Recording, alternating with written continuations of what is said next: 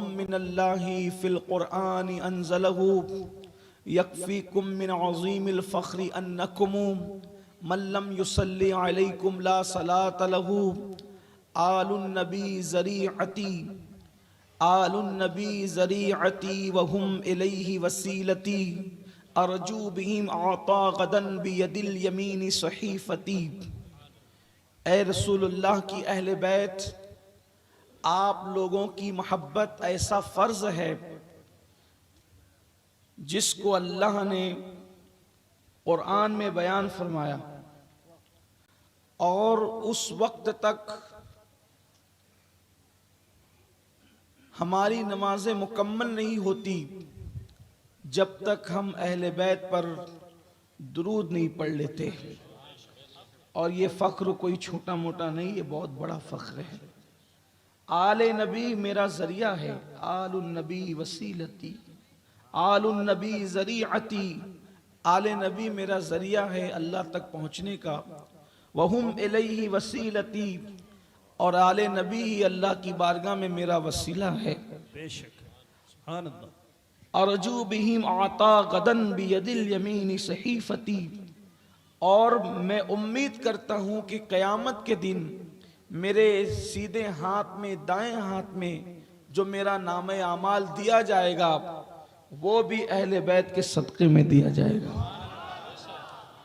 اسی گھرانے کے گلے سرسبز، اسی گھرانے کا فخر عظیم، اسی خانوادہ نبوت کے چشم چراغ جو پنجتن کا 5واں چراغ ہے، جس کی فکر کربلا ہے، جو مکمل ایک انقلاب ہے، جو مکمل ایک تحریک ہے۔ دنیا کے تمام مفکرین جس کی بارگاہ سے فکر اور تدبر کی خیرات لیتے ہیں وہ امام حسین علی جدہ وعلیہ السلام کی ذات ہے۔ سبحان اللہ، بے شک، یقیناً حق ہے۔ اہل سنن کے یہاں ہر سال اکثر علاقوں میں، اکثر شہروں میں محفلیں سجتی ہے، کہیں 10 دن، کہیں 11 دن، کہیں 12 دن، اور ہم آپ بچپنے سے اب تک اور انشاءاللہ قیامت تک یہ سلسلہ جاری رہے گا، ہم کربلا کے واقعات ذکر اہل بیت سنتے ہیں۔ آج میں آپ کے سامنے یہ بات رکھنا چاہتا ہوں کہ کربلا کیا ہے اور کربلا کی جنگ کیا چیز ہے۔ تھوڑا سا ایک اس پر ہم سرسری طور پر ایک نظر ڈالتے ہیں اپنی نئی نسل کو ساتھ لے کر۔ یوں تو کربلا کے اندر ایسی ہمہ جہتیت ہے، اور کربلا ایسا ایک رہنما اصول ہے کہ ہم اس کو جس زاویے سے دیکھتے ہیں کربلا کے اندر وہ ساری چیزیں ہمیں نظر آتی ہے۔ مثال کے طور پر اگر کسی کو صبر سیکھنا ہے تو وہ کربلا کو دیکھے اسے صبر سیکھنے کا جذبہ نصیب ہو جائے گا۔ اگر کسی کو ایثار سیکھنا ہے تو وہ کربلا سے ایثار سیکھ سکتا ہے۔ اگر کسی کو رشتے نبھانا سیکھنا ہے تو کربلا سے وہ رشتوں کا نبھانا بھی سیکھ سکتا ہے۔ سوتیلے بھائی کے ساتھ ایک اچھے سوتیلے بھائی کا رشتہ کیا ہونا چاہیے تو کربلا آپ کو وہ سکھاتا نظر آئے گا، جناب عباس اور امام حسین کی شکل میں۔ ایک بھائی کے ساتھ ایک بہن کا انداز کیا ہونا چاہیے، سیدہ زینب اور امام حسین کا کردار ہمیں سکھاتا نظر آئے گا۔ ایک باپ کے ساتھ ایک بیٹے کو کتنا باوفا ہونا چاہیے، مولا علی اکبر اور امام حسین کے درمیان کا رشتہ، ایک چچا کے ساتھ ایک بھتیجے کا انداز زندگی کیا ہونا چاہیے، امام قاسم کا انداز امام حسین کے ساتھ، اسی طریقے سے ایک شوہر کے ساتھ بیویوں کا انداز کیا ہونا چاہیے۔ جناب شہربانو ہے، ام رباب ہے، ام اسحاق ہے، جناب لیلہ ہے، یہ مقدس خواتین جو ہے امام علی مقام کے ساتھ، اور امام علی مقام ان خواتین کے ساتھ کس طریقے سے زندگی گزارتے نظر آ رہے ہیں۔ ایک بیٹی کو باپ کے ساتھ، ایک باپ کو بیٹی کے ساتھ کس طریقے سے زندگی گزارنا چاہیے۔ گویا کہ کربلا وہاں صبر ہے، وہاں استقامت ہے، وہاں جرأت ہے، وہاں شجاعت ہے، وہاں تدبر ہے، وہاں فکر ہے، وہاں انداز زندگی ہے، وہاں ذوق بندگی ہے، وہاں قربانیوں کا انداز ہے، وہاں علم کے عظیم چشمے بھی جو ہے وہ پھوٹتے ہوئے وہاں سے نظر آ رہے ہیں۔ گویا کہ تقدس ہے، نگاہوں کی پاکیزگی ہے، خیالات کی پاکیزگی ہے، تخیلات کی پاکیزگی ہے۔ کربلا کے اندر آپ جو عنوان دیکھنا چاہیں آپ کو سارے عنوانات نظر آئیں گے، لیکن آج کربلا کو ہم اس انداز سے ایک مرتبہ دیکھتے ہیں کہ جنگ کربلا کیا ہے اور کربلا کی جنگ کیوں ہوئی، اس کا مقصد کیا ہے۔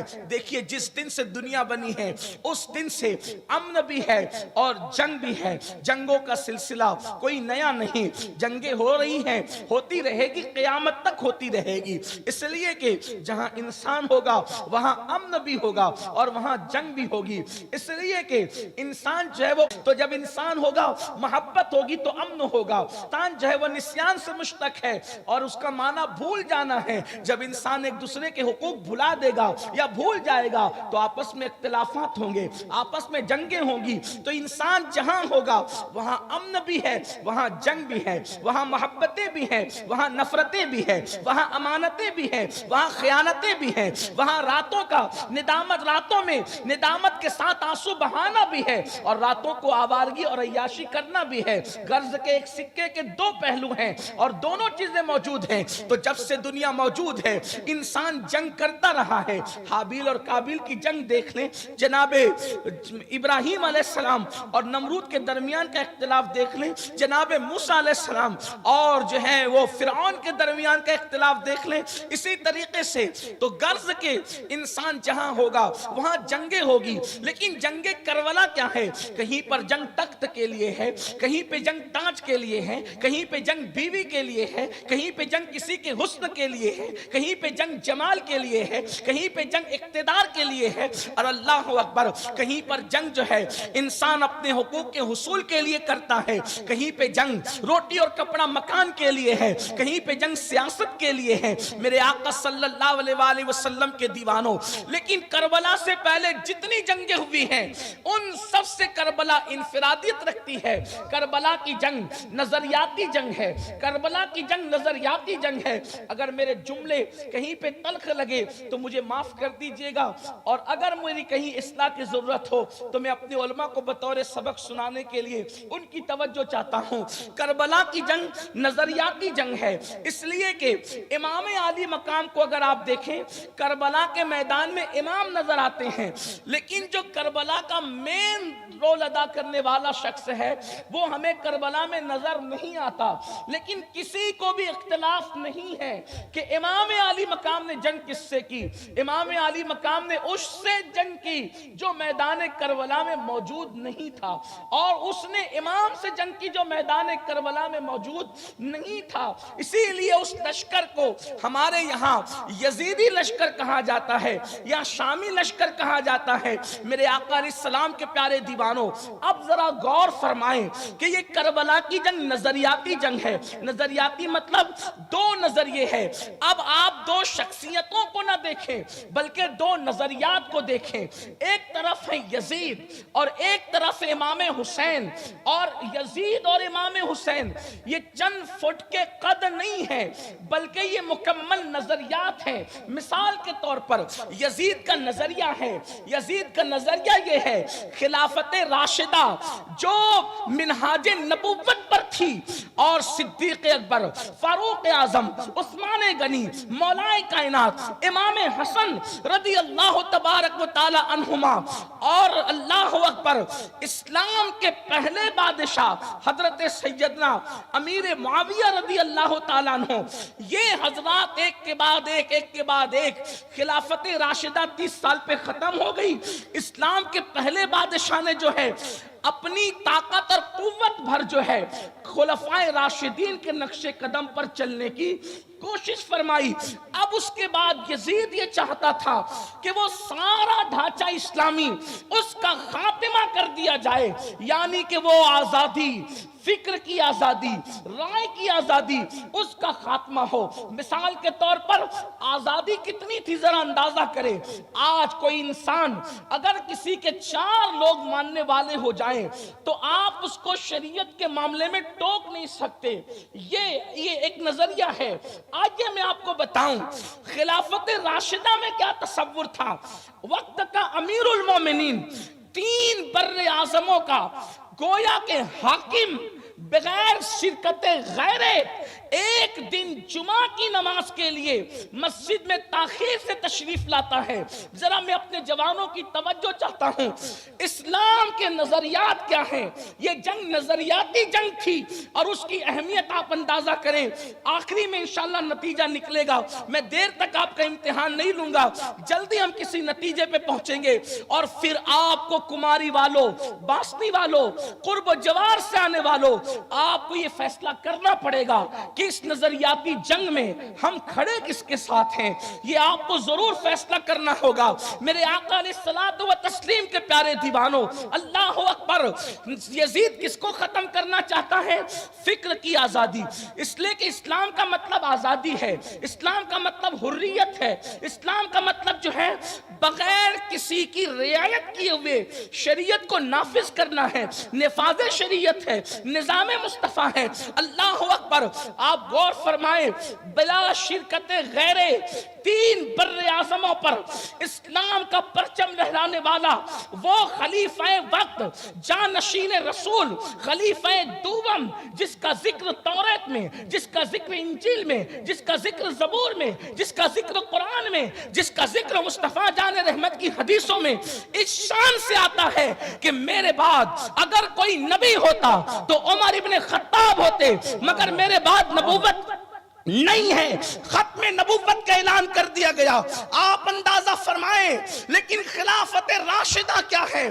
وہ عمر ابن خطاب جس کے لیے میرے آقا فرماتے ہیں اللہ اکبر کہ جب تم محفلیں سجایا کرو تو 2 چیزوں سے اپنی محفلوں کو زینت دیا کرو. ایک تو مجھ پر درود پڑھ کے زینت دیا کرو, اور دوسرے عمر کا ذکر کر کے محفلوں کو زینت دیا کرو. وہ عمر ابن خطاب رضی اللہ تعالیٰ عنہ ایک مرتبہ مسجد نبوی کے اندر جمعہ پڑھانے کے لیے دیر سے آتے ہیں تو ایک کم عمر کا نوجوان, ان کو پوری مسجد جو بھری ہوئی تھی, مسجد نبوی کھچا کھچ بھری تھی, اسی درمیان میں پوچھ لیتا ہے امیر المومنین اب آپ بھی جمعہ کی نماز میں دیر سے آؤ گے؟ اللہ کس کو پوچھا جا رہا ہے؟ سوال کس سے کیا جا رہا ہے؟ 3 بر اعظموں پہ اسلام کا پرچم لہرانے والا, رسول اللہ کا جانشین, حضور کے صحابی, وہ عمر ابن خطاب جن کے بارے میں حدیث میں آتا ہے کہ ایک مرتبہ جبریل امین نے عرض کیا یا رسول اللہ, اگر میں 1000 سال کی عمر لے کر آؤں, اگر میں 1000 سال کی عمر لے کر آؤں اور عمر کی شان بیان کروں, فضیلت بیان کروں, تو میری 1000 سال کی عمر ختم ہو جائے گی, مگر عمر ابن خطاب کی فضیلت ختم نہیں ہو سکتی. سبحان اللہ. نعرہ تکبیر, نعرہ رسالت, شان حضرت عمر ابن خطاب, نعرہ تکبیر, نعرہ رسالت. یہ شان کوئی جلسے کا ناظم پیش نہیں کر رہا ہے, بلکہ یہ شان جو ہے اللہ اکبر جبریل امین سید الملائکہ پیش کر رہے ہیں, جہاں مبالغے کا کوئی تصور نہیں ہے. اور ایسے امیر المومنین کو جمعہ کی نماز سے پہلے بھری مجلس میں ایک چھوٹی عمر کے صحابی ٹوک دیتے ہیں امیر المومنین اب آپ بھی جمعہ کے لیے لیٹ آؤ گے, تاخیر سے آؤ گے.